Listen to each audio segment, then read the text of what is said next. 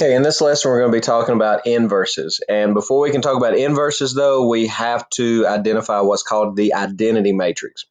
The identity matrix, which is denoted by the capital letter I, is a square matrix, so a 2 by 2, 3 by 3, 4 by 4, that when multiplied by another matrix equals that same matrix. So it's like the identity element when you multiply by 1. If you multiply by 1, you get the same number back.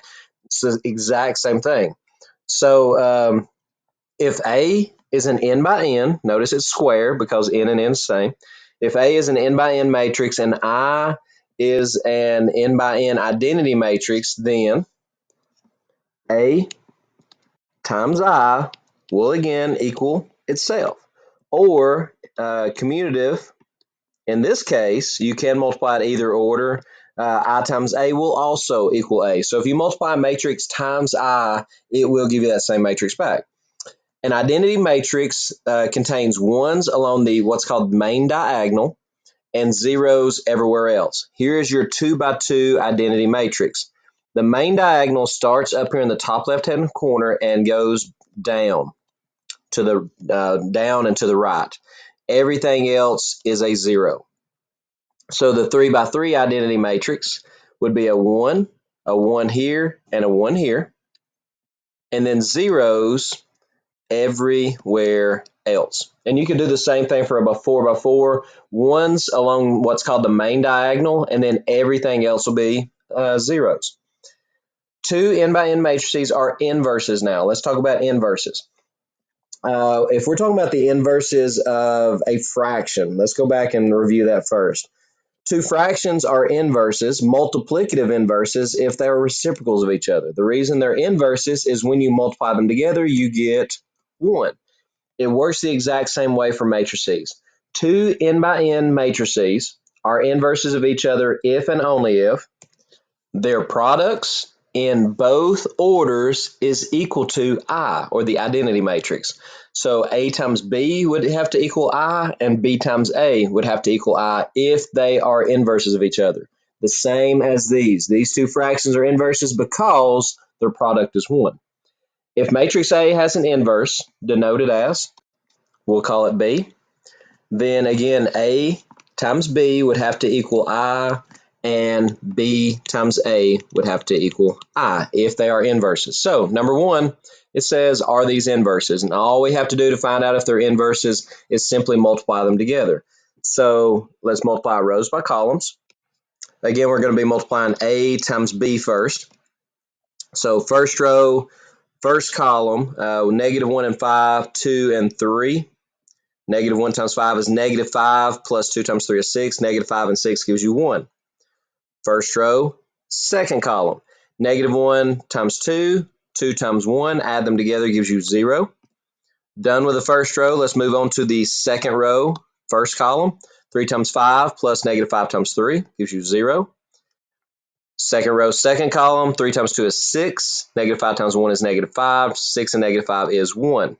And then we're going to test B times A. Now let me recopy these to make it easier to multiply.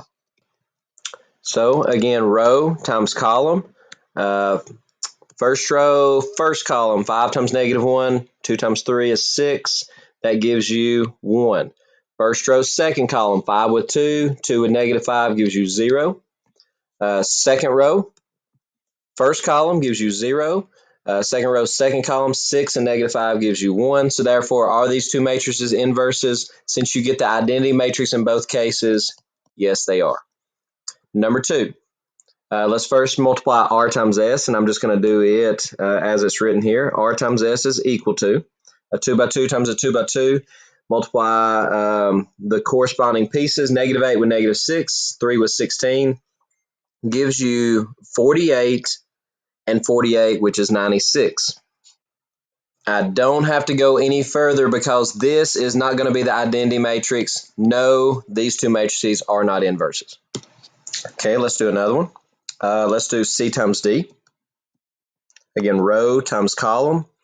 -3 times -1/4 gives you a +3/4. negative, let's go ahead and write that down, 3/4. Negative 2 times negative 1/8 gives you a positive 1/4. When you add those together, 3/4 and 1/4 gives you 1 whole. First row, second column, negative 3 times negative 1/16 gives you 3/16. Negative 2 times 3 over 32 gives you negative 6 over 32, which is negative 3 over 16th, which is 0.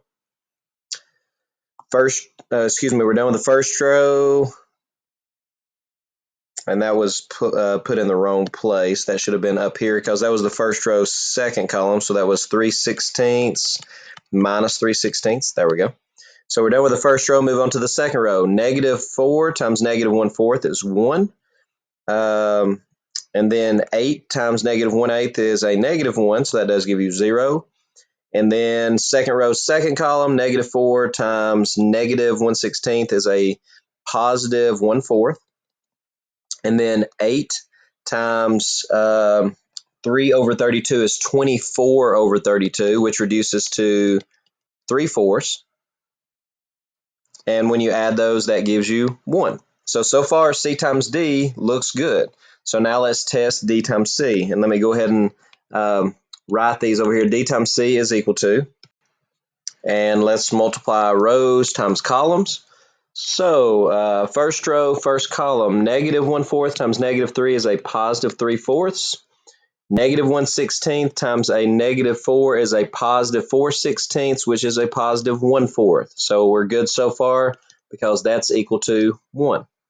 First row, second column. Negative 1/4 times negative 2 is a positive 1/2. Negative 1/16 times a positive 8 is negative 8 over 16th, which is a negative 1/2. So again, we're still good because that is 0. Done with the first row, move on to the second row. Negative 1/8 times negative 3 is a positive 3/8.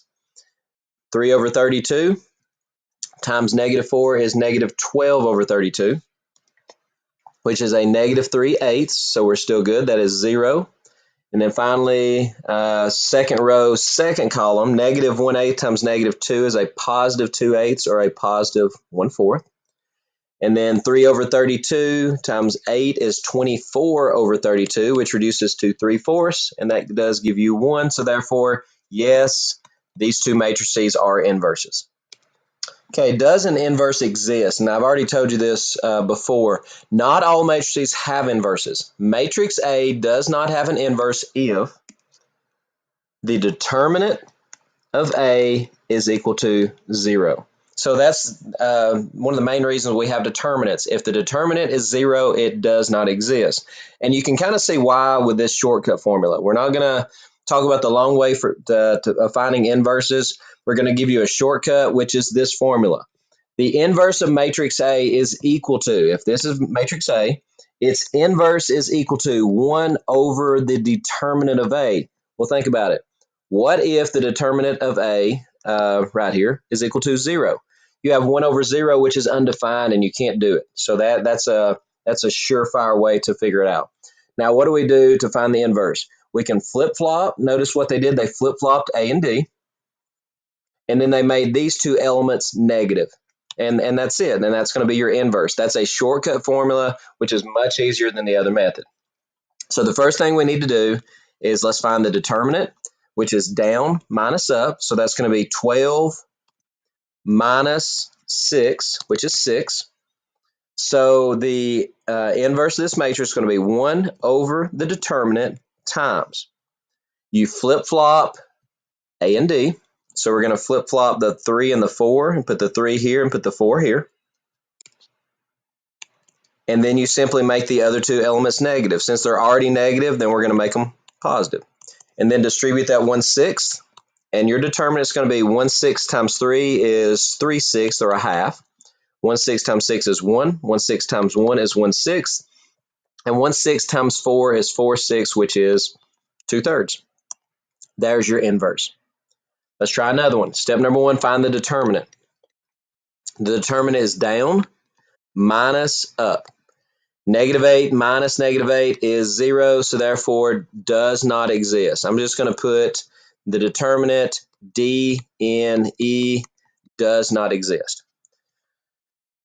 or excuse me, the inverse does not exist because the determinant is 0. Next one, find the determinant. Down is 40 minus up is a negative 80. So therefore the determinant is 120. So we're going to do 1 over 120 times, flip-flop these two. That's going to be a 5 here and an 8 here. Make the other two negative. That's a negative 8 and now a positive 10.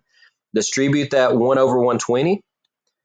5 over 120 when you multiply it by here reduces to 1 over 24. 10 over 120 reduces to 1 over 12. Negative 8 over 120 gives you a negative 1/15th. And 8 over 120 is a positive 1 over 15th. There's your inverse. Okay, number 7. Again, step number 1, find the determinant. Down minus up. The down is negative 18 minus the up is a negative 24. That's going to give you a positive 6. So you have 1 over determinant times flip-flop 3 and negative 6 gives you a negative 6 and 3. And make the other ones negative is a negative 3 and a positive 8. Now simply distribute that negative, or the 1/6, you get a negative 1. You get 8 over 6, which reduces to 4/3. Negative 3 over 6 would be a negative 1/2, and then 3 over 6 would be a positive 1/2. There is your inverse. Number 8, let's do a couple more of these. The determinant, down minus up, would be 12 minus 12. The determinant is 0, so therefore the inverse does not exist. And number 9, the determinant is down, which is 30, minus up, which is a negative 90. So you get a 120 for a determinant.